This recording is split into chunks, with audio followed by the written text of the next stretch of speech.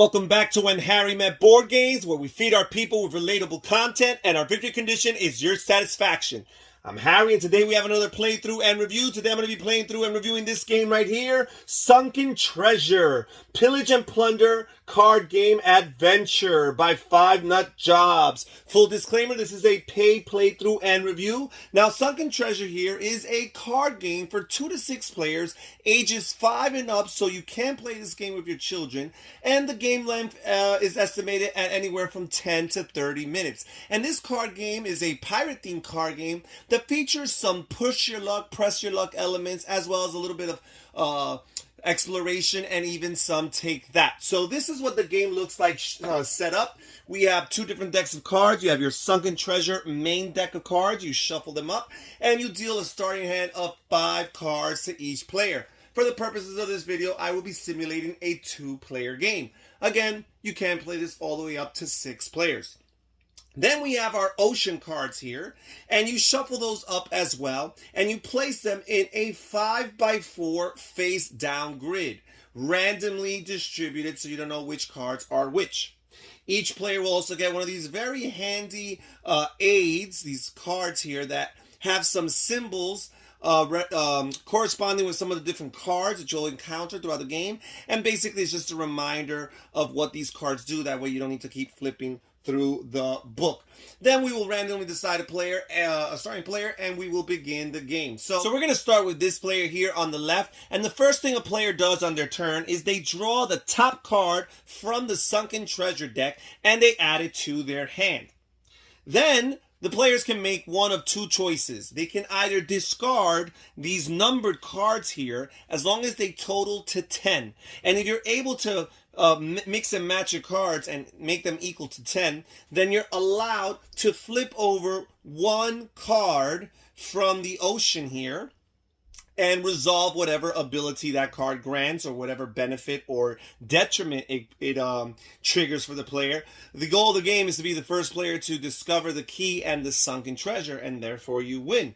However, this player here does not have cards that add up to 10. Instead, the other option a player can do on their turn, the other choice they have, other than discarding cards that equal to 10, is they can play one of their action cards. We happen to have 2 action cards. They're duplicates, both the same card, the Shell Shock Block. And this, according to our player aid over here, it allows you to block any action card played against you. So these cards are actually defensive. And it is in this game, it does happen every so often, where you're actually not able to do either one of your 2 options, and basically your turn is a dud. So now this player here is going to go on.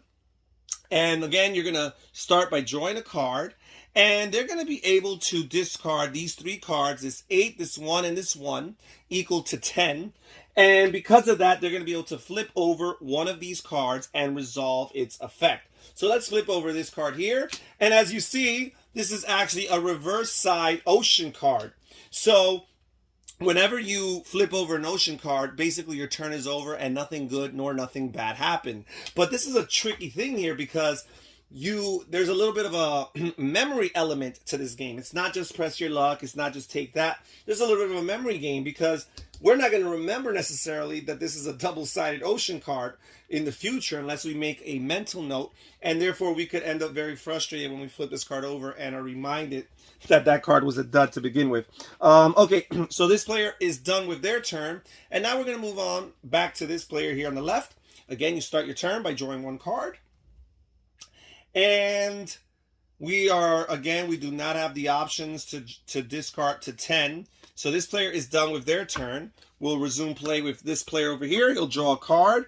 And he does not have cards that add up to 10, but he does have this Shark Bite card. And according to our aid here, the Shark Bite allows you to take 1 card of choice from any one player. So basically, I'm going to look at this player's hand over here, and based on what I have, I think I'm going to grab this 6 over here, so in the future I'll be able to have another combination of 10. And now this player's done. We'll move back to the player here on their left. They're going to draw the top card here. And again, they do not have cards that add up to 10, but they just drew this give and take card with this little crab on here. And that allows you to swap hands with any player. So we know that this player just took a card from us. So they probably have some very good combinations, or else they wouldn't have done so. So, oh, by the way, I could have played this shell shock block in order to do so, in order to prevent them from taking that card from me. So we're simply going to swap hands with this player here, and now this player is done with their turn. Now, the player to the right will draw the top card, and they got to rethink their strategy because they have a new hand of cards here available to them. And they've got this Thief of the Deep octopus card, or squid card. I think it's an octopus. And basically it says you take one action card from each player. So each player gets to choose one action card from their hand, and they have to give it to you. But if they have no power cards, then they could just say, "Sorry, matey," in their best pirate voice, and all will be forgiven. In this case, this player does have a card here, and they're going to have to give this player their shell shock card. Okay, back to the player here on the left. They'll draw a card here, and they do have this 10 right here, so they'll discard those two cards, and they'll flip over this card here, and it's the Sunken Treasure. So we are halfway to winning the game. We just need to discover the skeleton key. And the good thing about the Sunken Treasure is whenever you discover the Sunken Treasure, then you get a bonus card that you can flip over right then and right there. So again, if we're lucky enough to get the skeleton key right now, then this player will win the game. And they did it. They got another reversible ocean card. So that's a dud. And then again, we got to make a mental note. And remember, if my memory serves me correct, this here is another ocean card. So we got to keep in mind that these two are. And I will go back to the player here on the right. They're going to draw a card here. And they've got a lot of these shell shock block cards, so they're very secure in that regard. Unfortunately, they cannot flip over cards, but they can play this superstar card over here. And according to the player right here, this allows us to draw 5 cards and take another turn. So that's actually a very powerful action there. We draw 5 cards, and now this player takes another turn. And again, at the beginning of your turn, you draw a card. So this guy has lots of cards to work with here. And he will be able to make a combination of 10 with this 5, this 4, and this 1. And now, this player can capitalize on the success of the first player over here, because if they flip over the right card, the skeleton key, they will be the winner. We flip this over, and it's another ocean card. There's a good amount of these ocean cards here, so that right there is a fail of a turn. And now it's going to be this player's turn, and they're going to draw the top card from the deck, and we've got an 8 over here.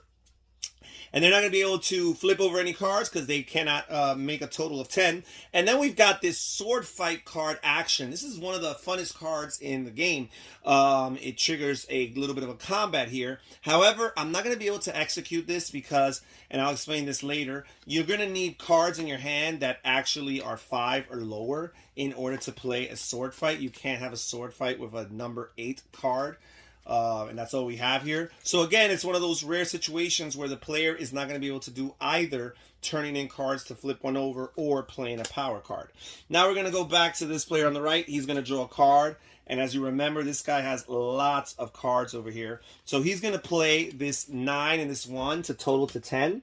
And he's going to flip over this card here. And we've got the Killer Whale. And the Killer Whale makes you discard your entire hand. So that is terrible news because this guy had lots of really good cards. So we're going to just discard these cards right here. And now it's back to this player's turn. And he's going to draw a card.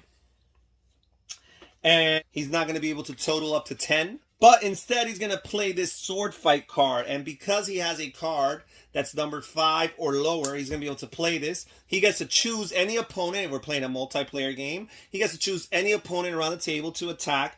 And he's going to choose the only other player in the game. And this player doesn't happen to have any cards. So this is going to be an automatic victory. His 4 is going to defeat him. And the reward for the winner of a pirate battle is that they get to flip over an ocean card. Now, real quick, very fun part. The way you do this sword fight is both players simultaneously play their number card face down, and then we shout yo ho ho, and on the third ho we simultaneously reveal, right? Just to add a little bit of that pirate flavor here. So I'm going to flip over this top card here, and there you go. We've got the skeleton key. So this player is the winner of the game, and I dare to say the MVP, because I believe they were also the ones who flipped over the Sunken treasure card. So whenever a player reveals the second of these two combinations, the Sunken treasure and the skeleton key, therefore that player is the winner of the game. And that's pretty much it as far as Sunken treasure is concerned. As you can see, it's a pretty quick game. The box says 10 to 30. I don't see how it would take 30, because it's one of those games that even with larger player counts, the grid remains the same size. So I feel that more or less every game's going to play evenly or similarly as far as time is concerned. It's a cool game. I like the feel for the lightness of the game. It's very well made, very well done. It reminds me a little bit of Sleeping Queens with the combination of the cards in order to flip over some face down information. There is a little bit of a memory element, just like Sleeping Queens, a little bit of a cutthroat nature of this, as far as, you know, having some cards that could really catch the player by surprise, not so much in a good way. Really cool, nice little pirate theme that's implemented, again, for a very light gameplay. I think this game, I totally agree that ages 5 and up is appropriate to play this game, as long as your 5-year-old children are able to do a little bit of basic arithmetic, a little bit of basic math, at least be able to add up to 10. And even if they don't add up to 10, you can help them out a little bit, and they'll be able to play this game. Well, that's pretty much it for today's playthrough and review. Check in the description down below for more details and information on this game.